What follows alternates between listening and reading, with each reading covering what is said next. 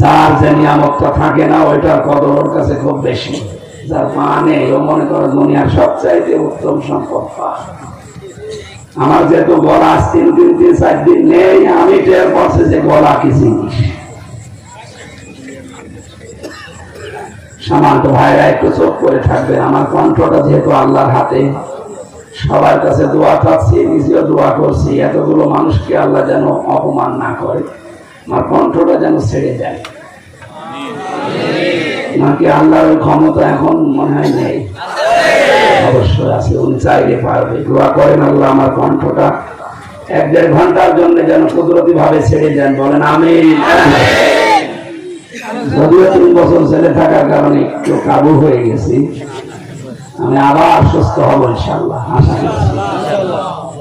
কারণ 3 বছরে যা খেয়েছি ছিলাম হাই সিকিউরিটিতে, যদিও মামলা আমার মূল্য শুনি, কিন্তু রেখেছি যে ফাঁসির কন্ডেম সেলের ভেতরে।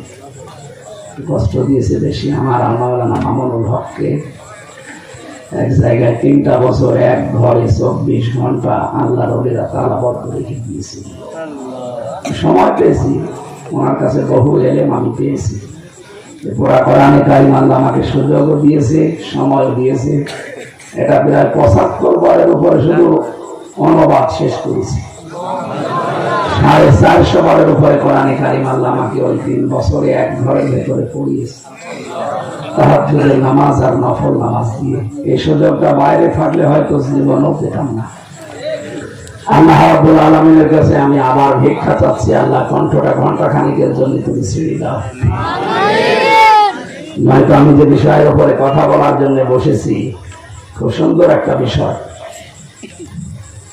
আজকে সূরা কাসাস থেকে পড়েছি। এটা নতুন বিষয়, খুব গুরুত্বপূর্ণ বিষয়, বাংলাদেশের সাথে মিলে যাবে ইনশাআল্লাহ।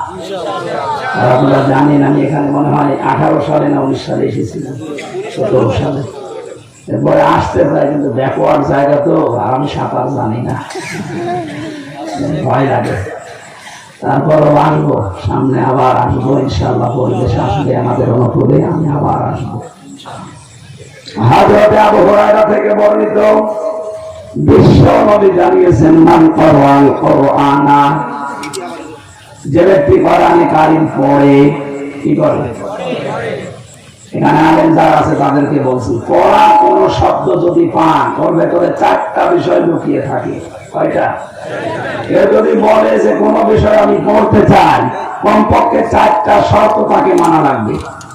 এটা তো আমি বানালাম নাকি?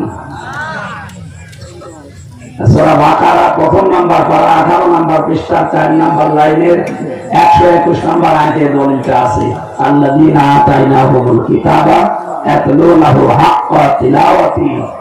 আল্লাহ বলেন, যাদেরকে আমি কোরআন দিয়েছি তারা এর হক আদায় করে পড়ে। পৃথিবীতে 850 কোটির উপর এখন মানুষ, আমরা মাত্র 175 কোটি মুসলমান। কত? 175 কোটি মুসলমান আমরা, তারা বলতে পারি এ কিতাব আমাদের। এ কিতাব কাদের? বুক ফুলিয়ে বলতে পারি না? সুতরাং এটা যদি আমাদের হয়, এটা পড়তে হলে, যদি হক আদায় করতে হয়, কয়টা শর্ত বললাম? বলেন। 1 নম্বরে আপনাকে শুদ্ধ করে পড়া লাগবে, আর শুদ্ধ করে পড়ার জন্য এই যে এরকম জায়গায় যাওয়া লাগবে। আমি গেছি ওনার মাদ্রাসায়, কারিয়ানা বিভাগ আছে, নুরানি বিভাগ আছে। কোরআন শুদ্ধ করে পড়তেই হবে, মাস্ট বি, নয়তো আপনি যতটুকু পড়বেন গোনা হবে। 2 নম্বরে একে বোঝার চেষ্টা চালাতে হবে। 3 নম্বরে যতটুকু বুঝবেন অতটুকু মানবেন। যদি বলেন কেন? হযরত ওমর রাদিয়াল্লাহু তাআলা আনহু বলেন, সূরা নাস আর ফালাক, এই 2টা সূরা আমার জীবনে বাস্তবায়ন করতে কমপক্ষে 11 বছর সময় লেগেছে। কত? এই 2টা সূরার ভেতরে আয়াত আছে কয়টা?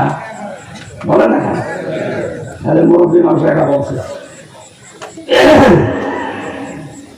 হযরত ওমর মনে হয় পড়তে পারতেন না, তাই হ্যাঁ, আপনি আমারে পড়তে বলেন এই 2টা সূরা, সর্বোচ্চ সময় লাগবে মাত্র 1-1.5 মিনিট। আমার লাগছে 1-1.5 মিনিট, আর ওনার লাগবে 11 বছর। কেন? উনি সে আয়াত পড়তেন, আগে দেখতেন আমার জীবনে এটা আছে কিনা। যখনই পড়েছেন কুল আউযু বিরাব্বিন নাস, নবী আপনি বলুন আমি আশ্রয় চাই মানুষের রবের কাছে। এখন রব কি? কোরআন শরীফের রবের অর্থ আমি পেয়েছি 19টা। কয়টা? বলেন বলেন। বিসমিল্লাহ শরীফের ভেতরে অক্ষর আছে কয়টা? 19টা। রব শব্দের ভেতরে ওই 19টা অর্থ বের করার পরে ওটা নিজের জীবনে মিলাতেন। রবের প্রথম অর্থ লালন পালনকারী। আমাদের লালন পালন করেন কে? রাসূল বলেন এটা আমি দেখতেন যে আমার আসলে লালন পালনের ভার আমি আল্লাহকে দিতে পেরেছি নাকি আমার চাকরিকে দিয়েছি, আমার ব্যবসাকে দিয়েছি, নাকি আমার নেতাকে দিয়েছি। এইটা আগে দেখে যখন জীবনে পারফেক্ট মিলে যেত তখন দ্বিতীয় অর্থে যেতেন রব মানে আইনদাতা। রব মানে উনি মেলাতেন আমার 3.5 হাত বডি, আমার পরিবার, আমার সমাজ এবং রাষ্ট্রে আল্লাহর আইন আছে কিনা। এভাবে একটা একটা করে 19টা মিলিয়ে যখন দেখতেন হ্যাঁ মিলছে, বলতেন মালিকিন নাস। আমরা তো এইভাবে পড়ি নাকি? কথা বোঝেন তো? আমরা কি এভাবে পড়ি না? কে বলেছে? আপনি কি বলছেন? আমি ক্লাস নিচ্ছি, একটা ক্লাস চলছে না। আপনি তো ছাত্রের মতো জবাব দিতে পারলেন না। ওনার 11 বছর লেগেছে আর আমার 1.5 মিনিট লাগছে। আপনি বুঝতেছেন? এখানে কোরআন পড়া 3 নাম্বার হক শর্ত। যতটুকু বলবেন ওইটা অতটুকু নিজের প্র্যাকটিক্যাল লাইফে মিলাবেন। এটা যা আসছে 90% মুসলমানের দেশে আমরা মেনে নিতে পারতাম, এই দেশটা মিনি জান্নাত হয়ে যেত। হ্যাঁ বলেন না কেন? প্রধানমন্ত্রী শেখ হাসিনা উনি যখন পড়েছে যেহেতু মিসকিনদের যে খাবার দেয় না, খাবার দেওয়ার জন্য উৎসাহ দেয় না, এই লোকটা কিয়ামত বিশ্বাস করে না, আর কিয়ামত বিশ্বাস না করলে জাহান্নামে যাবে। এটা মানে তো বলেন বলেন। উনি আয়াতটা অবশ্যই বুঝেছেন, এই জন্য দারিদ্র মুক্ত সমাজের জন্য কাজ করছেন। একটি খামার একটি বাড়ি তার বাস্তব প্রকল্প। এই কথা বলে না কেন? একটি খামার একটি বাড়ির মাধ্যমে এই প্রকল্পে লক্ষ লক্ষ মানুষ মাথা গোজা ঠাঁই পেয়েছে। বলেন, আর একটা কর্মসংস্থান পেয়েছে। যদিও 9-6 করেছে যারা দায়িত্বে ছিল তারা। এটা একটু আসতে বলা দরকার। এটা জোরে বলে তো সমস্যা। এটা আমি মাইক বাদ দিয়ে মুখে হাসি করি। আমি আবার 3 বছর যাই, এরা তো কেউ ঝামেলা। এইটা বলেই তো 3 বছর ছিলাম। নাকি আমি আপনার মেয়ের দিকে তাকিয়েছি এই জন্য? আপনার মেয়ের দিকে যেন তাকানো না লাগে এই জন্য আমার দাদা সেই 2nd ইয়ারে থাকতো না, বিয়ে যায়। লোকের মেয়ের দিকে তাকানো দরকার নেই। বিয়েও দিয়েছে সেরকম একটা দেখি, আপনার মেয়ে ছাড়া 100 বছর। সুতরাং আপনার মেয়ের দিকে তাকানো লাগবে, ওই রকম চোখ আমার এখন আর নেই। আপনার মেয়ের দিকে আমি তাকিয়েছি এই জন্য আপনি 3 বছর ছেলে রাখলেন না, বিষয়টা এটা না। আমি এই দুর্নীতির বিরুদ্ধে কথা বলতাম। আল্লাহর ঘর মসজিদ 560টা বানিয়েছে। যদি সঠিকভাবে টাকাগুলো যেভাবে এসেছিল ব্যয় হতো, 1000-এর উপরে মসজিদ বানানো সম্ভব হতো। বলছে না যে কাজ হয়নি, তা না, কাজ হয়েছে। 560টা মসজিদে যত মানুষ সেজদা দেবে, এই সেজদার সওয়াবগুলো আল্লাহ যেন বঙ্গবন্ধুর কবরে পৌঁছে দেবে। তো আপনাদের সাথে মনে হয় লোকটা রাগারাগি আছে। দোয়া করতে সমস্যা কি? সে দেশটা স্বাধীন করে আমাদের দিয়ে গেল, আজাদ করে দিয়ে গেল, তার জন্য দোয়া করা নিষেধ? দোয়া করছে বঙ্গবন্ধুর জন্য খোলা মন নিয়ে মুসাফির অবস্থায়, আল্লাহ তাকে সত্যি যেন মাফ করে। শুধু নিজে খেয়ে পরে বাঁচবেন, মানুষের খোঁজ খবর রাখবেন না, আপনার কোরআন পড়া হয়নি। যতটুকু পড়বেন ওইটা আপনার জীবনে থাকা লাগবে। সত্যি কথা বলছি, যেভাবে আমরা পড়ি যতটুকু যদি মেনে নিতে পারতাম, এই দেশটা আমার মনে হয় আরো এগিয়ে যেত। পৃথিবী এগিয়ে যাওয়ার জন্য এটা আল্লাহ দিয়েছে। এটা মনে হয় আমি বানালাম না, মানে কোথায় আছে বলো?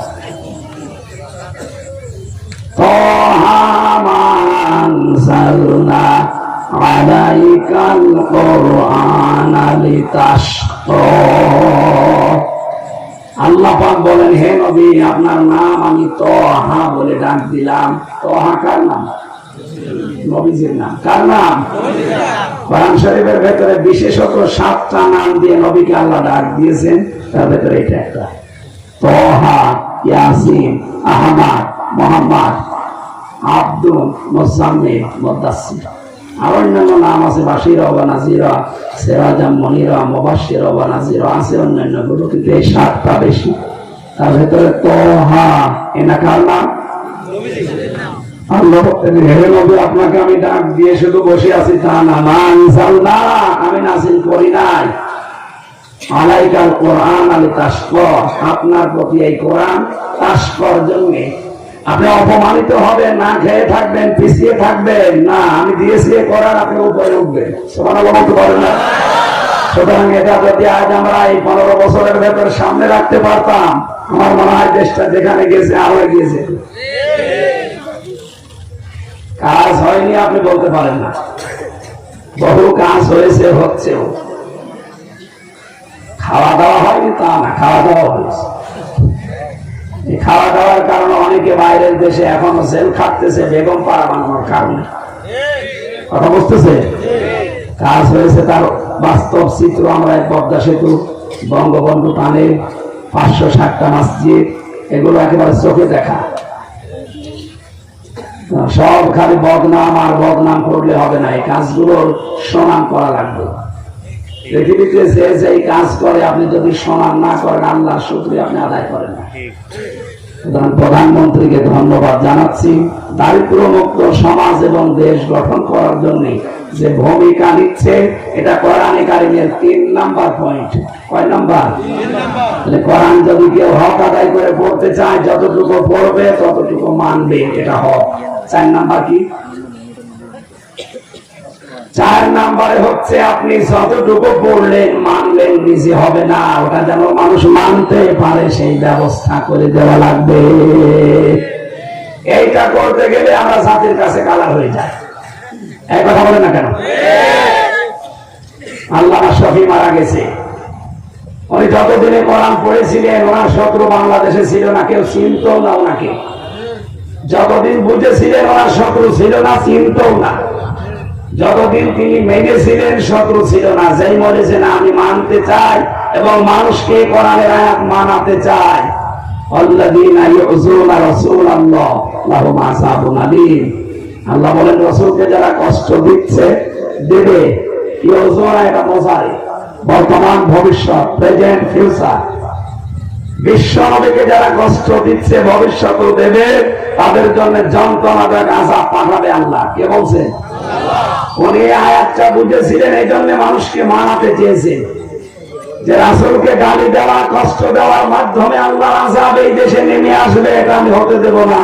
আমি রাসূলকে কষ্ট দেয় তাদের বিরুদ্ধে আইন চাই, এই কথা বলেছিলেন না? এই 13 দফার ভেতরে এটাও ছিল। তখন তার নাম পর্যন্ত পাল্টিয়ে গেছে, নাম হয়ে গেছে তেতুল হুজুর। নাম কি তেতুল হুজুর ছিল? আমরা তো ওইটাই চাচ্ছি, আমরা সহ্য করে পড়বো, বসবো, এটা মানবো, আর মানুষকে আমরা মানাতে চাই। কারণ কোরআন যদি মানার পরিবেশ তৈরি হয়, তাহলে পৃথিবী জান্নাত হয়ে যাবে। এই গ্যারান্টি কার? আরো জোরে বলেন, আমান তাবিয়া হুদায়া আলা খাউফুন আলাইহিম ওয়ালা হুম ইয়াহজানুন।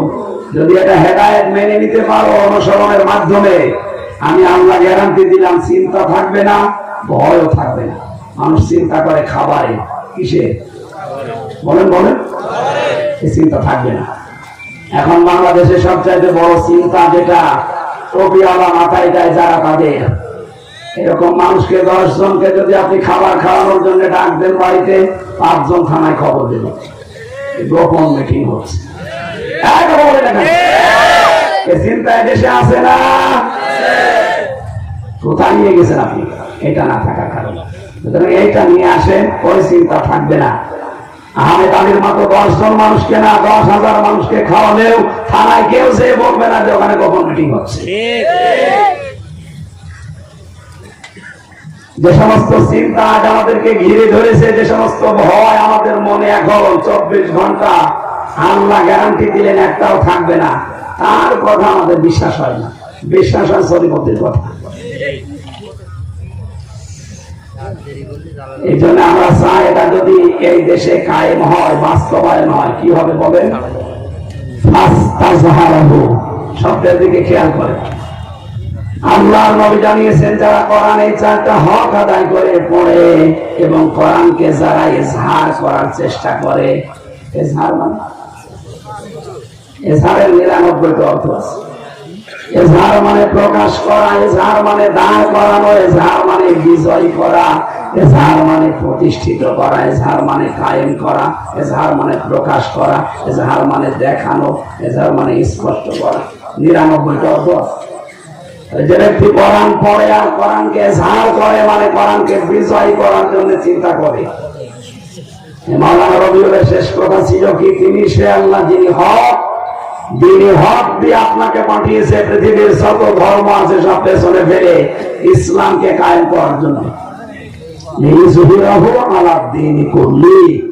যদিও কাফের মুশরিক যারা, তাদের এতে মন খারাপ হবে, হয় হোক এ কাজ আপনাকে করা লাগবে।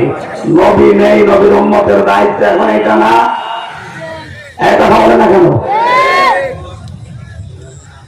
খুলনাবাসী এখন যদি মাওলানা আহমেদ আলী টয়লেটে যায়, বাম পা দিয়ে প্রবেশ করার পরে ওনারে বলা লাগবে আল্লাহুম্মা ইন্নী আউযু বিকা মিনাল খুবুসি ওয়াল খাবাইস।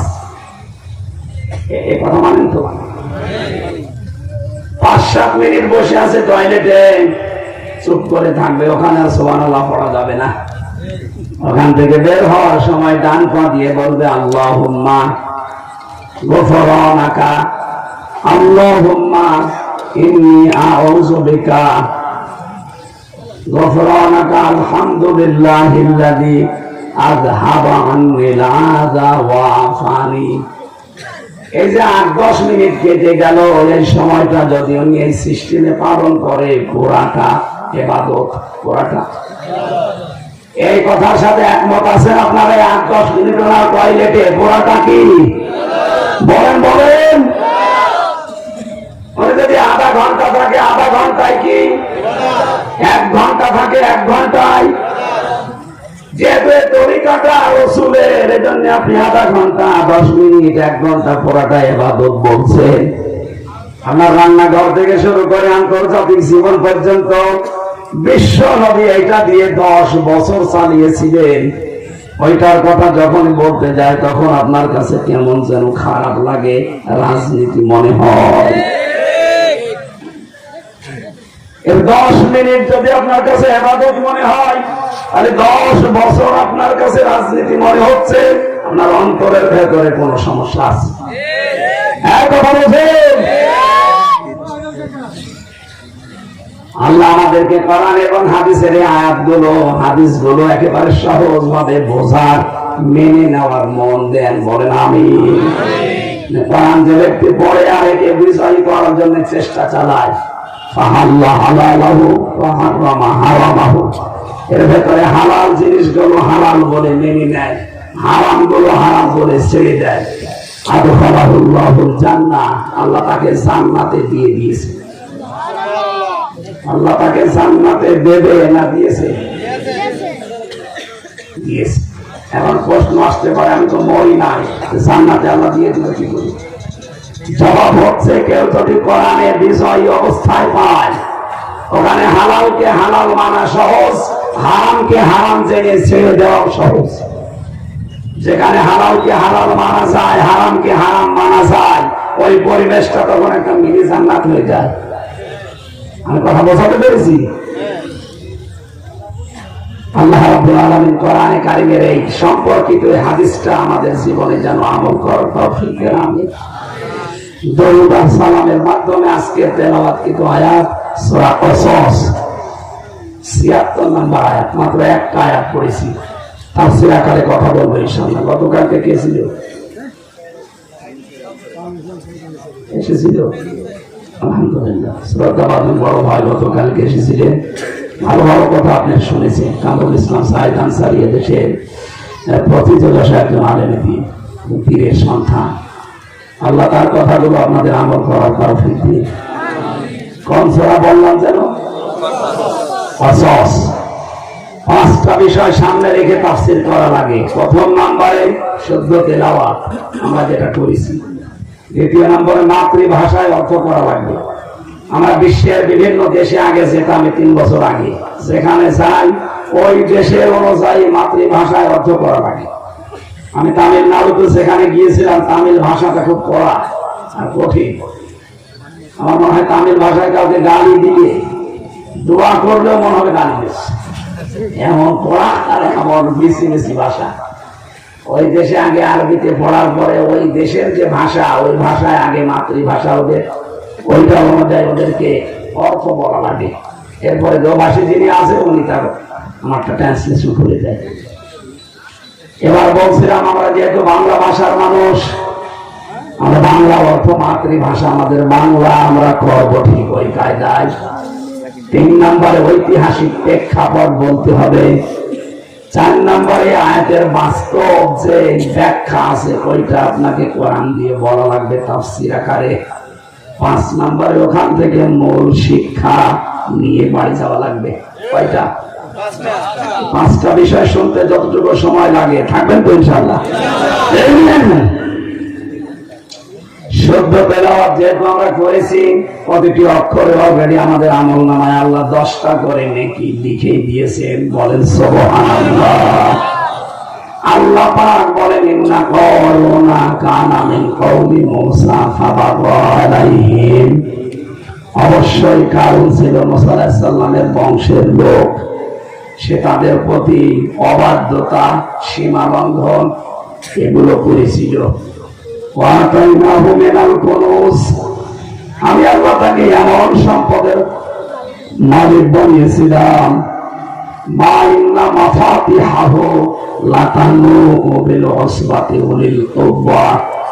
তাকে সম্পদের মালিক বানিয়েছি, একদল শক্তিশালী যুবক শুধু তার মালের চাবি বহন করার জন্য লাগতো।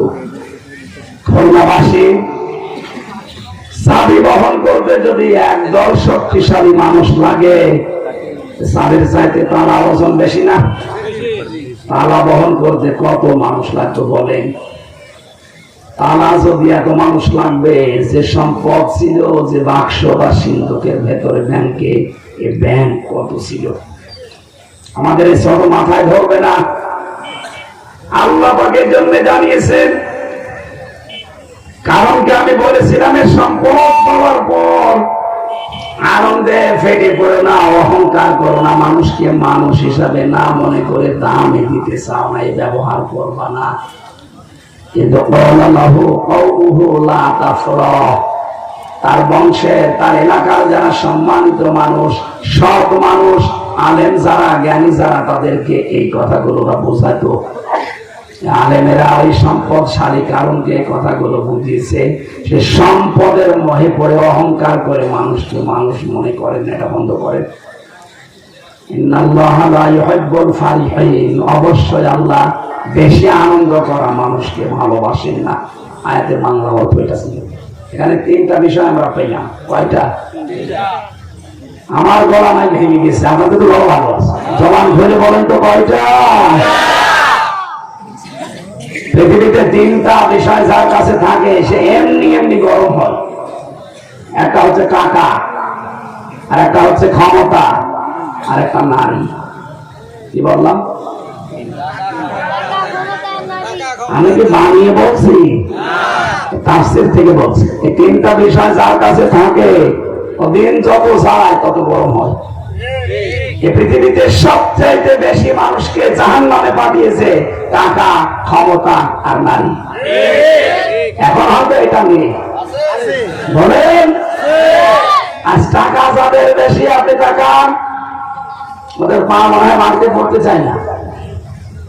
আর চেয়ার যাদের আছে, কি হনুমান হয়ে গেছে, একটা বারের জন্য ভাবে না যে চেয়ার স্থায়ী না। এই যে আমি চেয়ারে বসেছি, এটা কি স্থায়ী? হ্যাঁ, আমাকে আগে চেয়ার বলে দিয়েছে হামসা, বেশি সময় না, 1-1.5 ঘন্টা। এরপরে ওঠা লাগবে, নতুন মানুষ এখানে এসে বসবে, হয় সভাপতি বসবে, তাই প্রধান অতিথি আসলে উনি বসবে। এখন বলছে না, পৃথিবীর প্রত্যেকটি চেয়ার এই কথা তার যে বসে তাকে বলে দেয় কানে কানে, যদিও আমরা হয়তো শুনতে পাই না। পৃথিবীর বড় চেয়ারে বসেছিল না ফেরাউন? কথা বলে না কেন? নমরুদ যে চেয়ারে বসা ছিল, চেয়ারে বসিয়ে জুতা পিঠা দিয়ে দুনিয়া থেকে বিদায় দিয়েছেন। এখানে পৃথিবীর ময়দানে চেয়ারে বসলে অহংকার করা যাবে না। চেয়ার মানে আমি কিন্তু এই যে এই চেয়ার, এই যে এই চেয়ার, এই চেয়ারের কথা বলছিল। অনেকে মনে করছে ওই চেয়ারের কথা বলে আমি মার খাবো। হ্যাঁ, মরে গেলে ওই চেয়ারের কথা বলবো। ও চেয়ার কি আমার পর্যন্ত থাক। চেয়ার মানে কোন চেয়ার? এই যে কালো চেয়ার, এখানে বসলে তারে ওঠা লাগবে। এখানে চেয়ারের অহংকার আমাদের সাজে না। কথা বলে না কেন? 3 নম্বরে নারী। 3 নাম্বার কি? হাজারো মানুষ জাহান্নামে যাচ্ছে নারীর কারণে। এখানে আল্লাহ এই 3টা বিষয় একটা একটা করে সূরার ভেতরে খুব সুন্দর ভাবে সাজিয়েছে। 3 নম্বরে পেয়েছি কি? ঐতিহাসিক প্রেক্ষাপট, শানে নজুল। কোরআন শরীফের ভেতরে 88টা আয়াত দিয়ে এই সূরাটা আল্লাহ সাজিয়েছে। এই সূরায় একবারে মদিনা মক্কার সোহফা নামক জায়গায় একবারে আল্লাহ নাযিল করেন যেদিন বিশ্ব নবী মক্কা থেকে মদিনায় হিজরত করে কাবা শরীফের বাইরে চলে গিয়েছিলেন।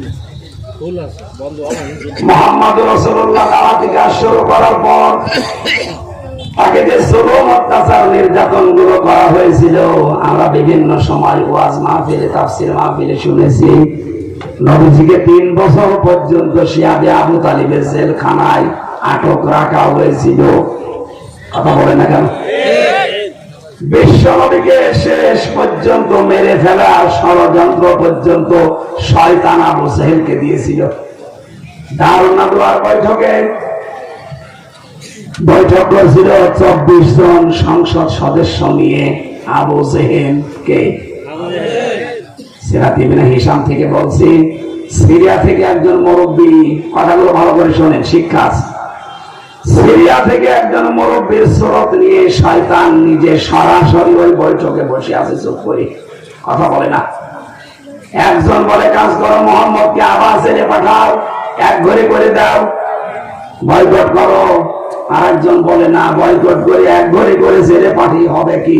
যা ছিল তার চাইতে আরো জনপ্রিয়তা বেড়ে গেছে, সুতরাং এভাবে হবে না। একজন বলে কাজ করো, দেশ থেকে দাঁড়িয়ে যাও। ওই যে মুরব্বী বসে আছে শয়তান সুরত নিয়ে, বারবার ভেটো দেয় না, বাইরের দেশে যে দল পাকাবে। লোকজন সবাই বলছে আপনি কে? আপনাকে তো দেখি নাই, হঠাৎ আপনি ঢুকলেন কি করে সিক্রেট জায়গায়?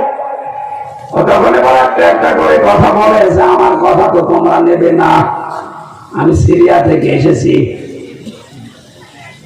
মুরব্বীর কথা তো তোমরা শুনবে না। যেই বলেছে মুরব্বীর কথা তো শুনবে না, সবাই তাকিয়েছে। কে গো? বলেন, কি বলতে চান? এই শয়তান মুরব্বীর সুরত নিয়ে তখন আবু জাহেলকে এই পরামর্শ দিয়েছিল, একটা সাফ করে দাও, মুহাম্মদকে মেরে ফেলো। সিরাত ইবনে হিশামের টিকায় লেখা আছে, বলতো টিকাটা আপনি শুনতেছে? 24 জন সংসদ সদস্য বসে আছে আবু জাহেলের, সব গুরুত্বপূর্ণ পদে বসা। এই মুরব্বী সিরিয়া থেকে সুরত ধরে শয়তান মুহাম্মদুর রাসূলুল্লাহকে মেরে ফেলার জন্য সিদ্ধান্ত দিচ্ছে। আবু জাহেল সিদ্ধান্ত মেনেও নিল। আপনি বলেন তো, যারা সামনে ছিল একটা মানুষও প্রতিবাদ করে নাই, করার মনও তাদের নেই। একটা লোককে বলতে পারতো না, না এই লোকটাকে 3 বছর আটক রেখে আমরা দেখেছি, মানুষকে হত্যা করা লাগে যে কাজ করলে এরকম কাজ নবী করেছিল। মানুষকে মেরে ফেলা লাগে যে কাজ করলে এরকম কাজ নবী করেছিল। এই 24 জন সহ মুরব্বী একটা মানুষের কথা বললো না। আমার মনে হচ্ছে পৃথিবী দিন দিন ওই দিকে যাচ্ছে। আজ তাকান পৃথিবীর দিকে, একটা ভালো মানুষকে ধরে নিয়ে মেরে ফেলছে, 18 কোটি মানুষ নিশ্চুপ, কিচ্ছু বলে না।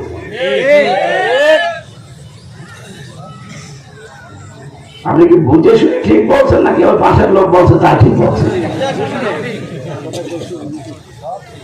বলেন তো, 1,000 2000 বছর আগে যা যা হয়েছিল, আমার মনে হচ্ছে পৃথিবী এখন ওই রকম অবস্থায় যাচ্ছে। বিনা কারণে একটা মানুষকে ধরে নিয়ে যাবে, মেরে ফেলবে, আটক রাখবে বছরের বছর। এদেশে 16 কোটি 18 কোটি মানুষ, একটা মানুষের মুখ করেন, সব চুপ। ওদের নাই বিবেক মরে গিয়েছিল, আপনারও কি বিবেক মরে গেছে?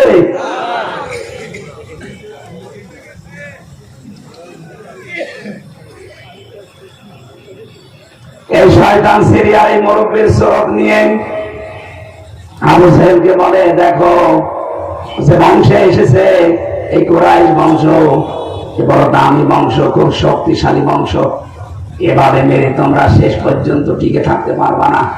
এক কাজ করো, যে 24 জন এসেছে এই মদিনা মক্কা এলাকায় যারা বসবাস করে, 24 এলাকা থেকে 24টা গোত্র থেকে এক একজন বংশ থেকে এক একজনকে নিয়ে আসো, সবাইকে মিলে ওর বাড়িতে পাঠাও। রাতের বেলা সবাই মিলে হত্যা করবে, তখন কেউ কারো উপরে দোষ দিয়ে বেঁচে থাকতে পারবে।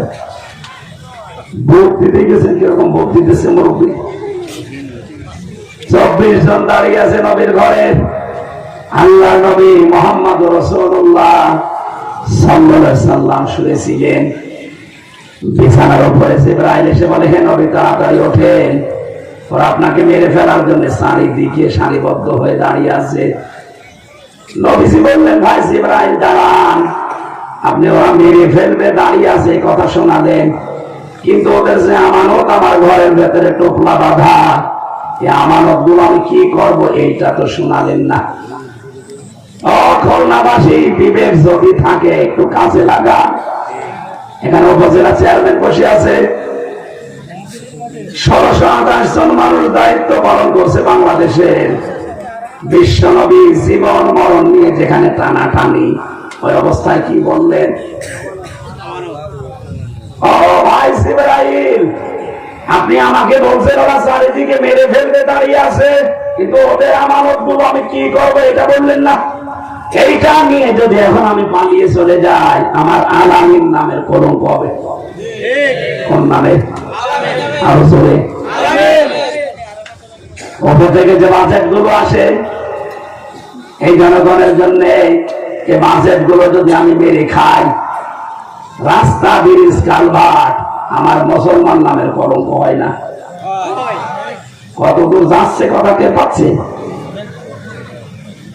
আর যদি এই সেন্স নিয়ে আমরা দায়িত্বে থাকতাম, আল্লাহর কসম আমার দাদাও তো চেয়ারম্যান ছিল, রাস্তার জন্য যে বাজেট আছে, যদি বাজেট গুলো সঠিকভাবে ব্যয় করা যেত, এদেশের 1 ইঞ্চি রাস্তা কাঁচা থাকার কথা না। নবীজি এরকম কঠিন মুহূর্তে আমানতের দায়িত্ব ভরেননি, নিজের জামাই হযরতে আলীকে বললেন বিছানায় শুয়ে পড়ো। মরণের বিছানায় নিজের জামাইকে রেখে আমানতের দায়িত্ব পালন করছে। আর আমরা এত সহজ ভাবে পালন করতে চাই না, আর মেরে খাই। আমার মুসলমান নামের কলঙ্ক হয় না? হযরতে আলীকে বললেন, এক কাজ করো, চাদরটা গায়ের উপরে দিয়ে আমার বিছানার উপরে শুয়ে পড়ো। ওই যে আমানতের টোপলা গুলো দেখতে পাও, আমি যখন চলে যাব মদিনায়, এই আমানত গুলো সবার কাছে পৌঁছিয়ে 3 দিন পরে আমার সাথে দেখা করবা। হযরতে আলী বলেন, হে নবী আপনি যান, আমার বিশ্বাস হয়ে গেছে আপনার কথার উপরে যে 3 দিনের ভেতরে আমার মরণ হবে না। কি বিশ্বাস করতো রাসূলের কথাকে বলেন তো? এখনই বিছানার উপরে শুয়ে পড়লে 24 জন খোলা তরবারি নিয়ে দাঁড়িয়ে আছে, আসবে নবী মনে করে কুপিয়ে শেষ করে ফেলবে। অথচ নবীর কথার উপরে কত দৃঢ় বিশ্বাস। নবী আপনি যান, অন্তত 3 দিনের ভেতরে আমার মরণ হবে না, কারণ আপনি বলেছেন 3 দিন পরে মদিনায় আমার সাথে দেখা করবা। হযরতে আলী বলেন, আমি শুধু সামনের দিকে চাদরটা ধরে রেখেছি, ফেরেশতা জিবরাইল এসে নবীজিকে সূরা ইয়াসিনের কয়েকটা আয়াত পড়িয়ে সামনের দিকে বালি ফিকে মারলেন, চলে গেলেন। ওটা আমার বোঝার বিষয় না, আমার শিক্ষার বিষয়। হযরতে আলী এই 24 জন ঘরে প্রবেশ করার পর দেখে হ্যাঁ শুয়ে আছে, মনে করে মোহাম্মদ শুয়ে আছে। একজন বলে দেয়, আর একজন বলে দাঁড়া একটু দেখে মারি। চাদরটা তুলবে হযরতে আলী, এই যে ধরে আছে চাদর ওরা তুলতে পারে না, এত নাড়াচাড়া করে, এত ঝাপটা ঝাপটি করে না, হয় না, ধস্তাধস্তি করছে, হয় না। কি গো, কয়জন ভেতরে আছে?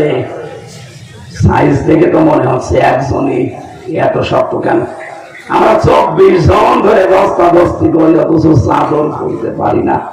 হযরতে আলী মনে মনে সিদ্ধান্ত নিয়েছে, যতক্ষণ আমার সাথে এরা ধস্তাধস্তি করবে, আমার নবী 2 পা মদিনার দিকে এগিয়ে যাবে।